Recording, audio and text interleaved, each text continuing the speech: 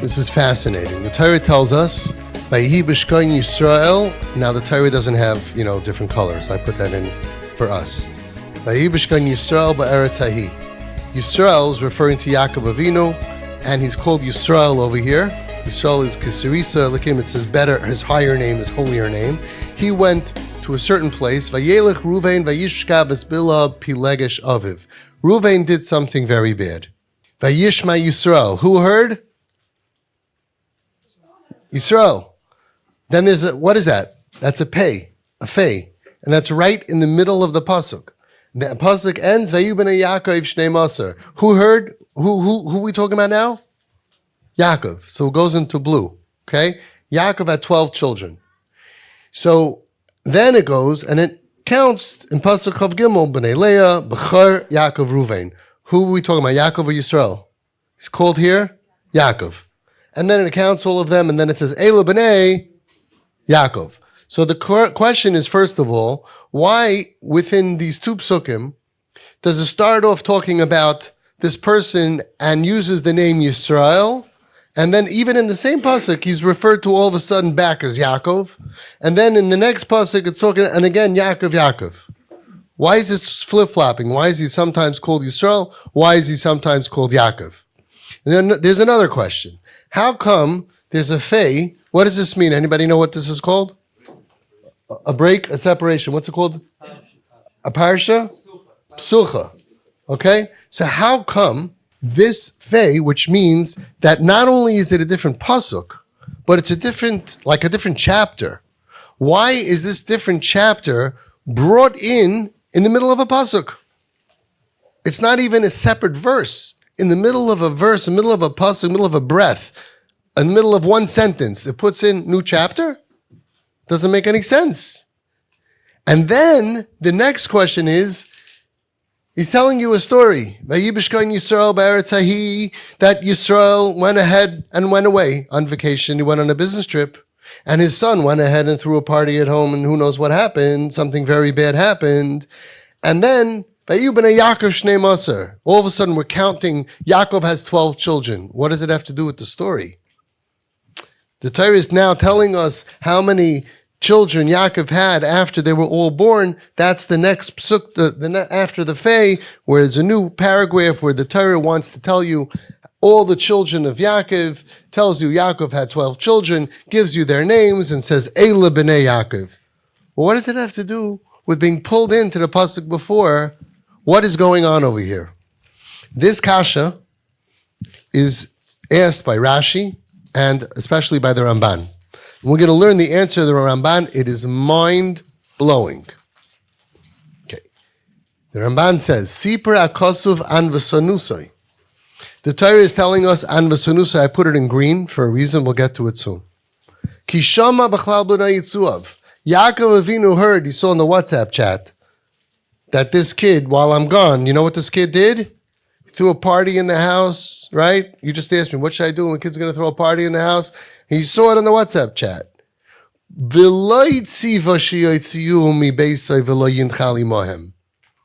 He did what he did. It was very bad. He got punished. He lost a lot because of it. But he didn't say, listen, Shimon, Levi, Yehuda, the rest of the guys, you make sure by the time I come home, this kid's packed up and he's out of there. He didn't command the rest of the kids, get rid of him, throw him out of the house, and he won't inherit together with them. Aval yimna imahem, he should be counted with them. B'yushneim asar, and I still have 12 kids. V'hu yimna rishain, and he's still counted as the bechor. He's counted first. V'lechein asar mishtei parshas pasuk echad. That's why the Torah took the second parsha, talking about how many children Yaakov has, and it sucked it into this verse to teach us, really, it's a totally different inyan that the Torah wants to tell us how many shvatim there are after they were all born, but it's pulled into this story, Remez ki Reuven lo nidche b'maisav, to be mirames to us, to teach us that Reuven was not pushed away because of what he did. What did Reuven lose because of what he did? Kahuna. What else? Malchus. What else? Bechayra. He had terrible spiritual losses by what he did. He lost kahuna. He was supposed to be the Kohen Gadol. He lost it. Malchus, you went to Yehuda. He was supposed to be the Melech. Lost it. Terrible losses this kid had for what he did. He also lost Bechayra. So Hashem goes ahead and says that he is not your Bechayra anymore. And then, right after that, the Torah says, "V'yu b'nei Yaakov shnei masar b'nei Leah b'chor Yaakov Ruen." And you can't say ein muktam or muktam b'Torah because it's pulled into that verse. So he's called the b'chor? Didn't you just tell me he lost the b'chor? He lost the b'chora. He lost the din b'chor. So why does the Torah itself call him a b'chor? And then afterwards, Eile b'nei Yaakov. These are Yaakov's children. Says the Ramban. The message is, Al Pidin Torah, you lost the Bechor, but not Al Pidin Tati. You lost Taka a lot with Hashem, but you didn't lose anything from me. You were born to me first. You are biologically my child. You're always going to be biologically my child. And you're biologically my Bechor. You're still going to be always my Bechor. Hashem could take away the Dinei Bechor from you. That's between you and God. You lost Kahuna, it's between you and God. You lost Malchus, it's between you and God. You lost the Din of Bechor between you and Hashem. But you're my Bechor. You're always going to be my Bechor. Because there's nothing you could ever do that will take away that I'm your father, I'm your mother. There's nothing you could ever do that's going to make me demote you. You're not my Bechor. You're not sitting in the third seat. You're sitting in the first seat. And he's still going to be, I'm always going to count you first. You're always going to be the Bechor in this world. In the next world, that's up to you and Hashem. But in this world, you're my Bechor. A Tipi father pointed out something remarkable.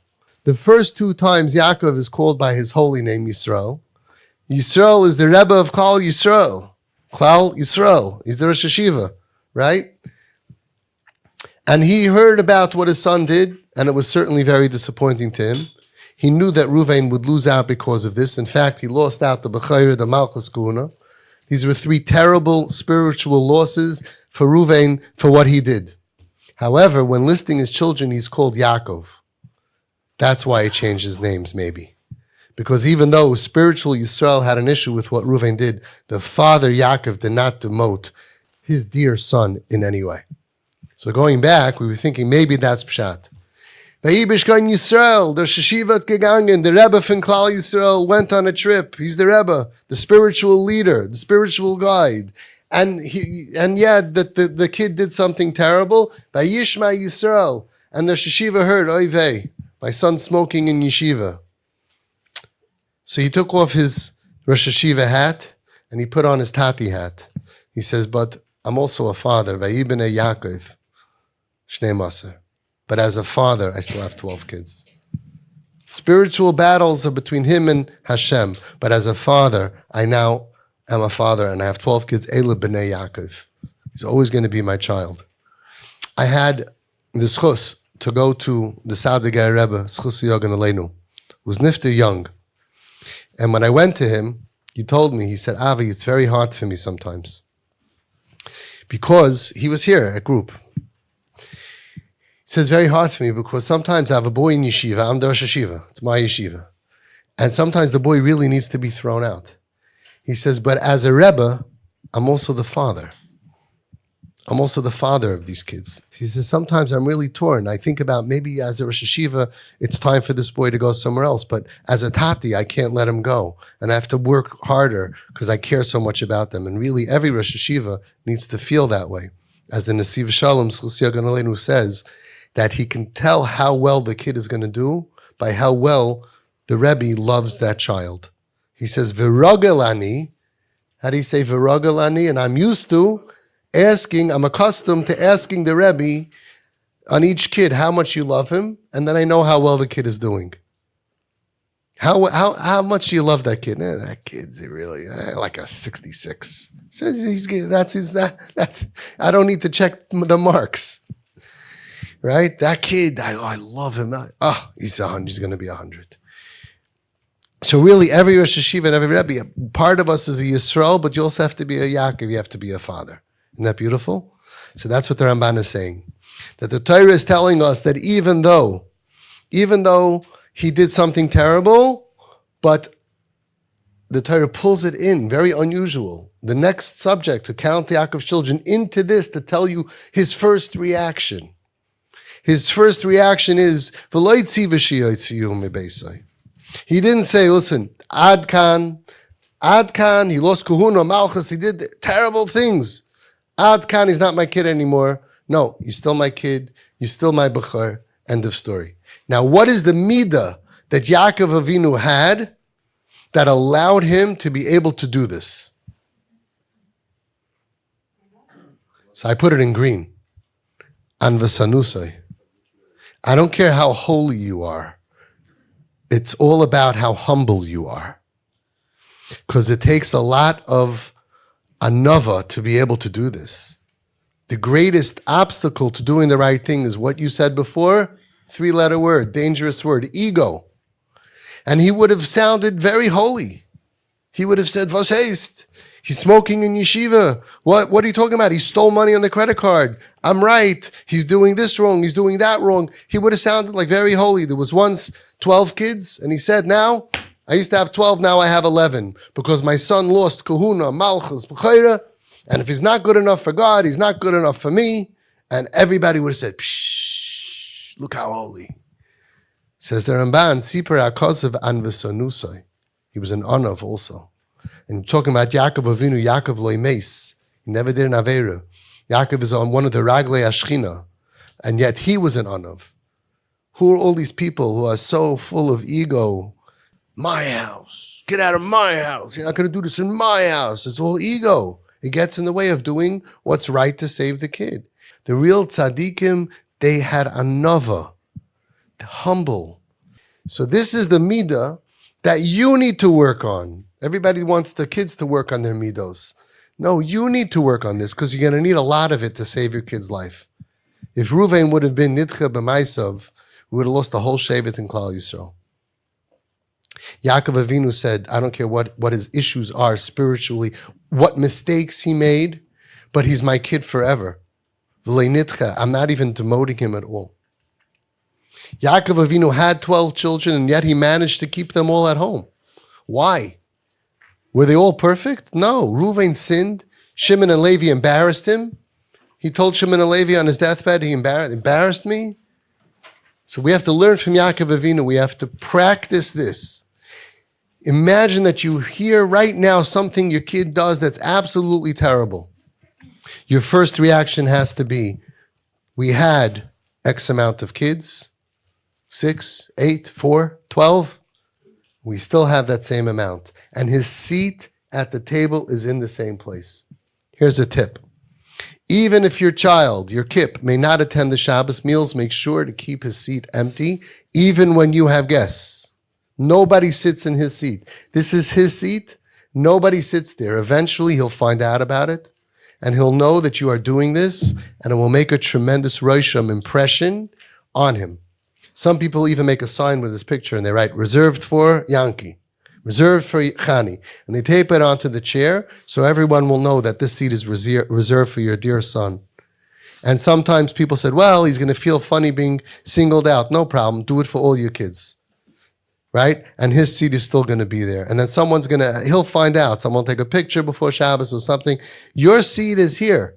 You're busy. You choose not to be here. That's up to you.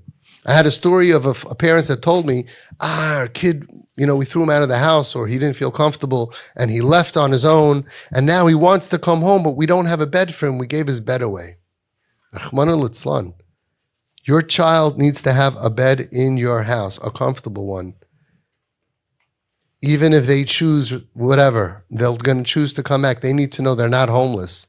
Their bed is waiting for them. Beautiful bed. By the way, they're very cheap these days. A beautiful room that they need with all the stuff that will make them feel the most comfortable in your home.